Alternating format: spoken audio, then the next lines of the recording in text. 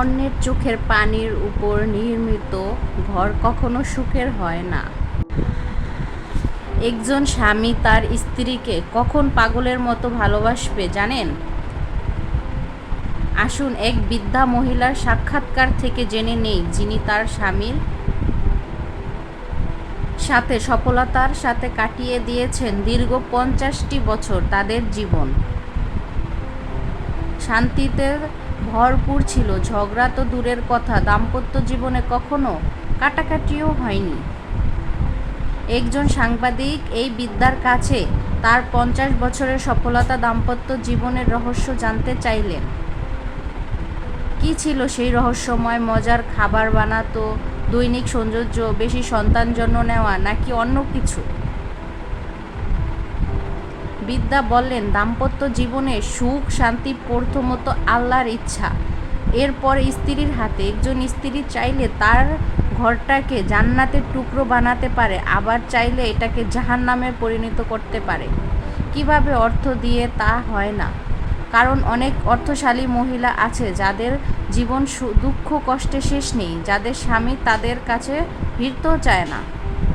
সন্তানের জন্য নয়, কারণ অনেক মহিলা অনেক সন্তান থাকা সত্ত্বেও স্বামী তাদের পছন্দ করে না, এমনকি তালাকের নজিরও কম নয়।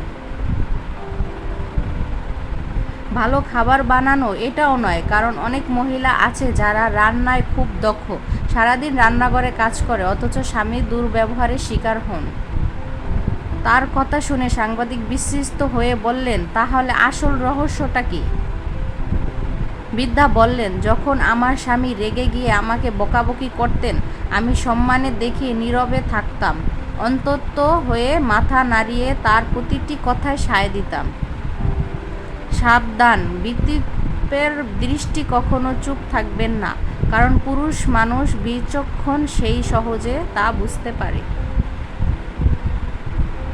সাংবাদিক জিজ্ঞাসা করলেন, তখন কি আপনি ঘর থেকে বের হয়ে যেতেন না? বৃদ্ধা বললেন, সাবধান, সেটা কখনো করবেন না। তখন তিনি মনে করবে আপনি তার কথায় বিরক্তি হয়ে পালাতে চাচ্ছেন। আপনার উচিত চুপ থাকা এবং তার প্রতিটি কথায় হ্যাঁ সূচক সায় দেওয়া, যতক্ষণ না তিনি শান্ত হন। তারপর আমি আমার স্বামীকে বলতাম, আপনার কথা শেষ হয়েছে, এবার আমি যেতে পারি। তারপর আমি আমার কাজে লেগে যেতাম, কারণ চিৎকার করতে করতে তিনি ক্লান্ত হয়ে পড়তেন আর বিশ্রাম দরকার হয়তো। সাংবাদিক বললেন, এরপর কি আপনি এক সপ্তাহ তার থেকে দূরে থাকতেন?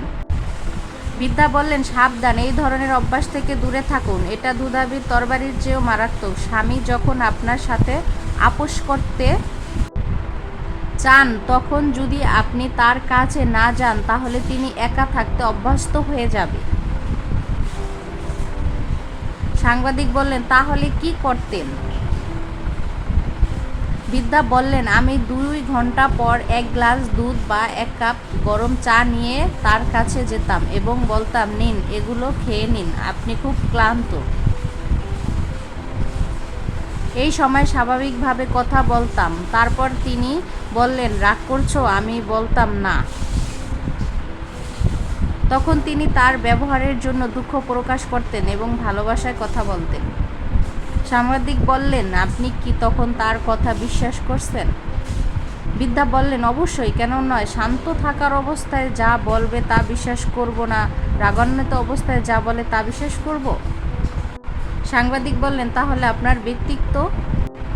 বৃদ্ধা বললেন, আপনার স্বামী স্বীকৃতি তো আপনার ব্যক্তিত্ব। আমাদের সচ্ছল সম্পর্কই আমাদের ব্যক্তিত্ব। আর স্বামী স্ত্রীর মধ্যে আলাদা কোনো ব্যক্তিত্ব থাকে না। যার সামনে তুমি পুরোপুরিভাবে ব্যস্ত মুক্ত হয়েছ, তার কাছে আবার কিসের ব্যক্তিত্ব?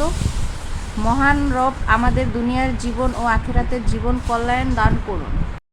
বৃদ্ধা আরও 7টি কথা স্বামী স্ত্রী সম্পর্কে 7 নিয়ম মেনে চলুন। ঝগড়াও হবে না, দূরত্বও বাড়বে না, আপনার স্বামী আপনারই থাকবে। 1. কখনো একে অপরের কাছে কোনো কিছু লুকাবেন না। 2. একে অপরের সাথে বন্ধুত্বের মতো আচরণ করুন। 3. ছোটোখাটো বিষয় নিয়ে ঝগড়া বড় করবেন না। 4. স্বামী স্ত্রীর নিজস্ব কথা অন্যকে জানাবেন না। 5. দুজনের মধ্যে কখনো তৃতীয় ব্যক্তিকে ঢুকতে দিবেন না। 6, নিজের দোষটা স্বীকার না করে একে অপরের উপর চাপিয়ে দেবেন না। গতকালের ঝগড়ার জন্য পরের দিন পর্যন্ত কথা বলা বন্ধ করবেন না। আমার ভিডিওটি দেখার জন্য ধন্যবাদ। আজকের ভিডিওটি এখানেই শেষের জন্য অপেক্ষা করুন। ভিডিওটি ভালো লাগলে লাইক, কমেন্ট, শেয়ার করে পাশে থাকার অনুরোধ রইল। সবাইকে ধন্যবাদ। আল্লাহ হাফেজ।